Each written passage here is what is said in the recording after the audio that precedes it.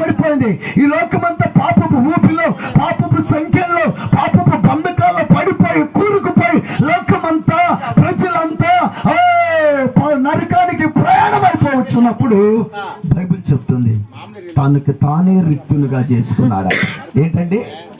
తనకు తానే, ఇటు వినాలి వాక్యం, తనకు తానే రిక్తునిగా చేసుకొని ఈ లోకానికి వచ్చాడు. ఎందుకో తెలుసిన?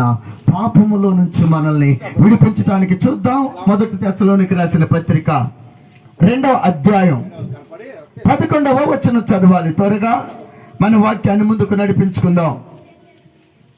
1 తెస్సలోనికి రాసిన పత్రిక 2వ అధ్యాయం 11వ మాట చదవాలి.